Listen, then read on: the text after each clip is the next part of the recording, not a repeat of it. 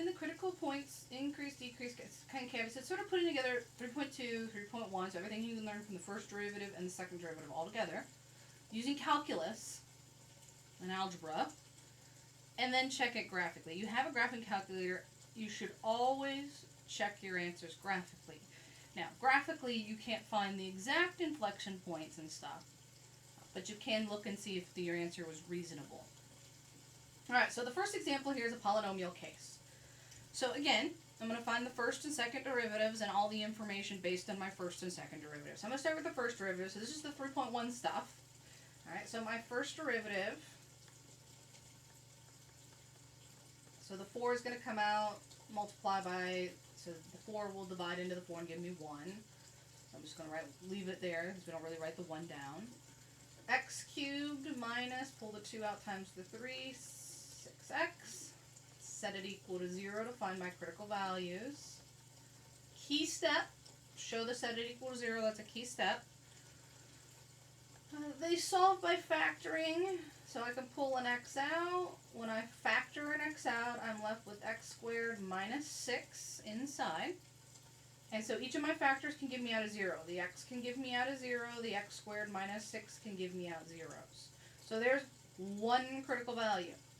Now solve this one, and so x is plus or minus the square root of 6. And I just leave it exact. It's exactly at the square root of 6. It's exactly at the negative square root of 6. Again, don't round those, which is why graphically this would be hard to find because these are ugly numbers.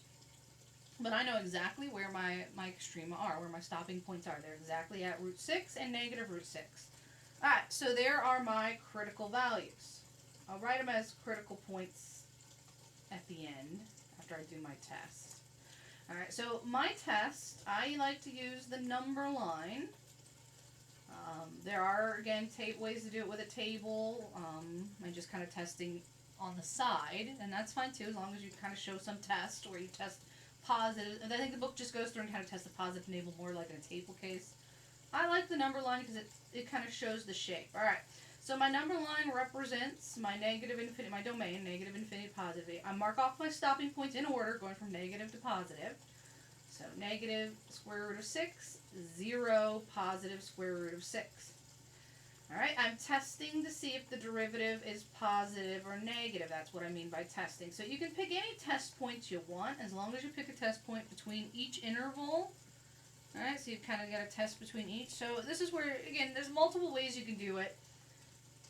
Negative 5, negative 1, positive 1, and positive 5 would probably be the numbers that I test. Alright, so remember, I'm plugging them in my derivative. And really, I just need to know if they're positive or negative. So when I take negative 5 cubed, remember it stays negative.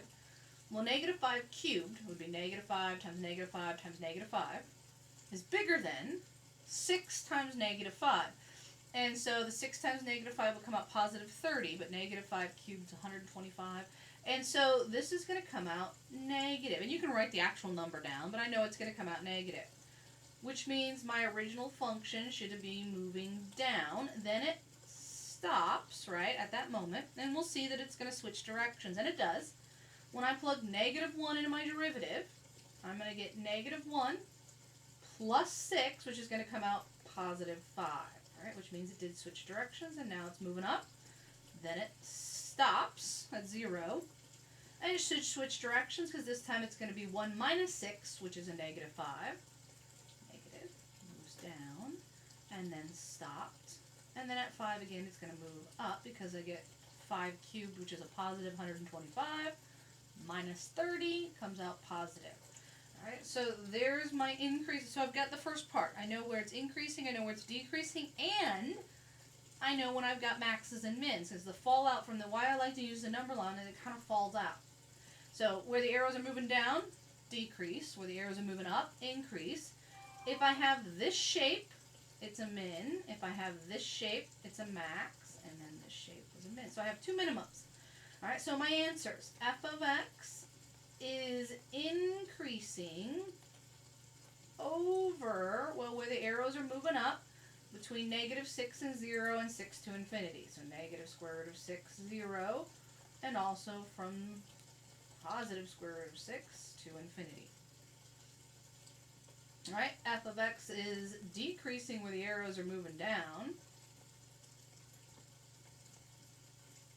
Over, decreasing from negative, so it's decreasing at these moments where it's negative. Negative infinity to square root of 6, or 0 to positive square root of 6. This should have been negative square root of 6. Alright, so there's the increase and decrease, and then I also know, and when I write my relative max and mins, this is where I'm going to write them as points. Remember, when you write them as points, the y value comes from the original f of x, the original function, x to the 4th divided by 4, so I'll write it out here, x to the 4th divided by 4 minus 3x squared plus 4. Alright, this is how I get my points. Alright, so we have a relative maximum at the point 0, f of 0, so when I plug 0 in, that comes out 4. That was easy. I don't know why I didn't stop and think about that one. So 4 is the relative maximum, right? It's located at the 0. I have two relative minimums. At the point square root of 6, f of square root of 6, and at the point negative root 6, f of negative root 6. Which here is where I'm going to write the decimal approximate for the square root. So I plug the square root of 6 into my original function. Actually, it comes out really nice. If I plug the square root of 6 in, it comes out negative 5. And when I plug the negative root 6 in, it also comes out negative 5. Alright, so my relative minimum is the negative 5. It's located at two spots. There's a minimum at square root of 6 and at the negative square root of 6. Alright, so that's 3.1, right? That's everything we did in 3.1. So that's old stuff. New stuff, the second derivative. So, let me go back up here and grab my first derivative. And now we're going to do everything with the second derivative. Alright. So the first derivative was x cubed minus 6x. Now the second derivative. Basically, it's the same song and dance with the second derivative. You do the exact same stuff, but with derivative 2, and that tells you inflection points concavity. Right, so the second derivative is 3x to the second minus 6. Set it equal to 0 because setting equal to 0 are my possible inflection. Again, I'm going to solve this exactly. I'm going to add the 6 to the other side, divide by 3.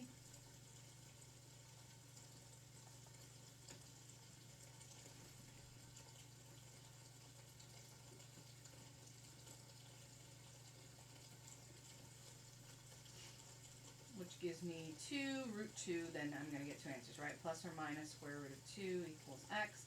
And so my possible inflection points are positive root 2 and inflection values. I haven't written them as points yet. Alright, then I have to test to see where concavity. So again, I'm going to use the number line to test for concavity. So I draw my number line just like I did in the earlier example. This time though, there's only two places to mark off. There's the negative root 2, positive root 2. Alright, root 2 is about 1.4. So make sure when you pick a number, pick them on either side. And I'm going to test the second derivative. So this is derivative 2. I want to see where it's positive or negative. So I'm just going to stick to my negative 5. Now between the roots, I can actually pick 0. And then over here, positive 5. My 5 is just kind of an easy number for me, so I like to pick 5. Alright, so I picked negative 5, 0, positive 5. When I plug negative 5 in, and remember, I'm plugging it into the second derivative to see if it comes out positive or negative. Well, a negative squared is going to come out positive, so it gives me 25 times 3, which is 150 minus 6. That's going to come out positive. And then you'll notice, the reason why I picked the same numbers is because basically the same thing's going to happen with positive 5 because of the square. So I know positive 5 is also going to be positive. 0 is going to give me out a negative 6, and so concave down, switched, concave, sorry, I did that backwards, concave up, switched, concave down, switched, concave. So yes, these are inflections. So I do have inflection points, and I'll find them when I write out the actual thing. So f of x is concave up from negative infinity to negative root 2 and positive root 2 to infinity. It's concave down between the roots, negative root 2 to positive root 2. These are inflection points, so now I write them as a point. Remember, the y value comes from the original, so I plug square root of 2 in and negative square root of 2. They actually will give me the exact same value, so I go back up here and plug them into that function. And so I get the square root, so I'm just going to plug in the square root of 2.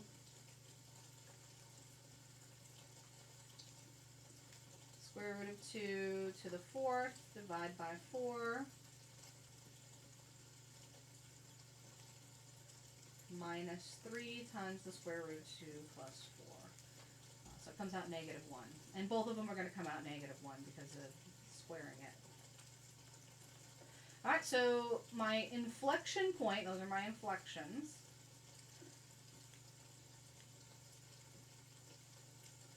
You can read that inflection point as root 2 root 2. And now I'm going to graph it. And so, again, on the graphing calculator, you just graph the original function. So I'm going to go over here to sign of my side because I kind of ran out.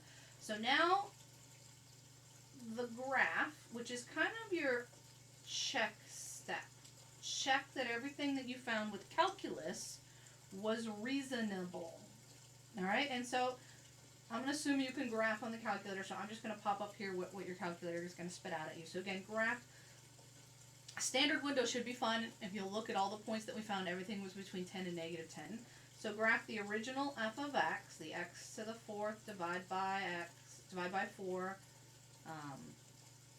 minus, I can't remember what it is, 3x squared plus 4. All right, 3x squared plus 4. All right, so standard window should be fine. And it should be a nice W shape.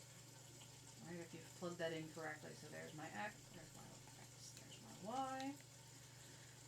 Right, and it is a nice W shape. So I'm going to kind of mark off the critical points. And I got to graph it. Alright, and I know what those are. It should be more rounded than what I've drawn it.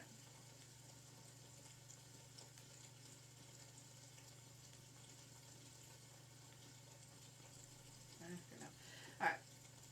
I know that this critical moment is at 0, 4. Right? There's a horizontal tangent there, has a horizontal tangent there, has a horizontal tangent there. This one was at negative root 6, negative 5, positive root 6, positive 5. And you can check your answer. Hit second trace value, plug in your root 6, plug in your negative root 6, and it should give you 5s at those moments. And then the second point is at my inflection points were at my roots, which if you type them into your calculator, they should land about right here. This would be my negative root 2, negative 1. This would be my positive root 2, negative 1. Those are my inflection points, and so those are their labeled. If you look at the graph, everything that I stated using my calculus should be checked.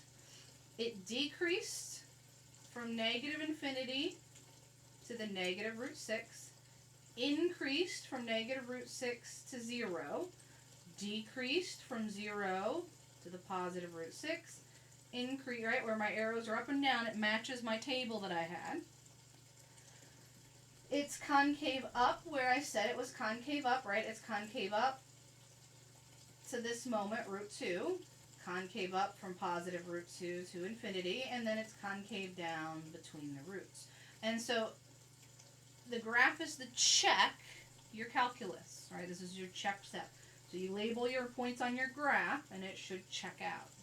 All right, so there's an example of a polynomial with everything. All right, next example I'll pop up in my next video.